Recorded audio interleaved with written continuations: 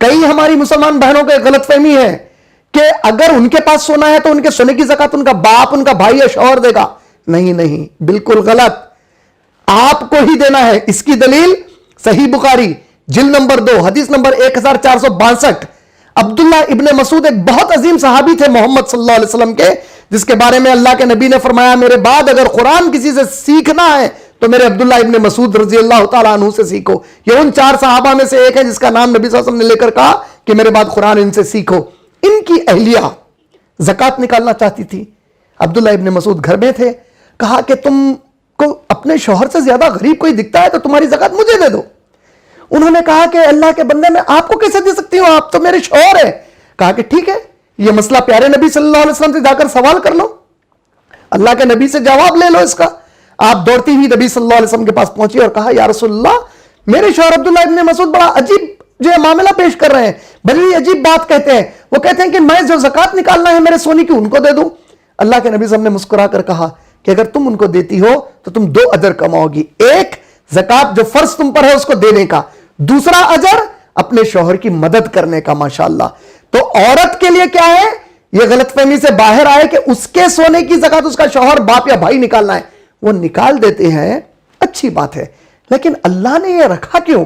اللہ چاہتے ہیں کہ میں جو نعمت جس کو دیا، میرے حکم کے آنے کے بعد وہ اس کی محبت میں نہ رہے، میرے حکم سے محبت کرے، مجھ سے محبت کرے اور میرے خاطر نکال دے، تو پھر میں اس کو بڑھا کر دوں گا. اس کے بعد یہ وعدہ ہے. بڑھا کر دینے کا وعدہ کیا ہے؟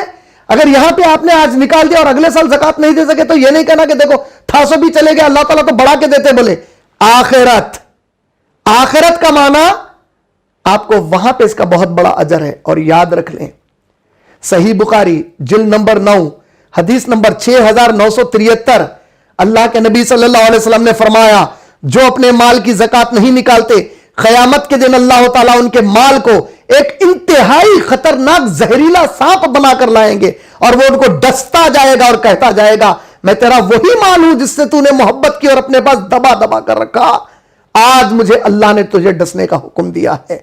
تو یہ مال ڈسے گا آپ کو. اسی طرح پیارے نبی صلی اللہ علیہ وسلم کے دور میں جب قرآن نازل ہو رہی تھی تو اللہ نے سورہ توبہ سورہ نمبر 9 کی آیت نمبر 35 میں کہا کہ جو لوگ اپنا سونا جمع کر رکھتے ہیں اور اس کے لیے جو حکم آیا اس کا حق ادا نہیں کرتے، اس کی زکات اور صدقہ ادا نہیں کرتے، تو یہ لوگوں کا جو مال ہے ہم اس کو پگھلا کر ان کو اس کے چرکے قیامت کے دن جہنم میں دیں گے.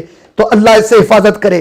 اب مسئلہ جیسے میں نے بتایا کہ زکات کس پر فرض ہو گئی، کوئی بھی مرد یا کوئی بھی عورت جس کے پاس 85 گرام سونا یا 595 گرام چاندی یا اس کے برابر کا مال بینک میں، گھر میں کہیں بھی رکھا ہوا تھا تو ان پر زکات فرض ہو گئی. ایک چھوٹی سی بات کلیئر کر دوں ساتھ میں، کسی کے پاس مان لیجئے 45 گرام سونا ہے اور بینک میں پیسہ کتنا رکھا ہوا ہے، 40 گرام سونا خریدنے کے برابر کا رکھا ہوا ہے، یعنی سونا صرف 45 گرام ہے، 85 گرام نہیں ہے.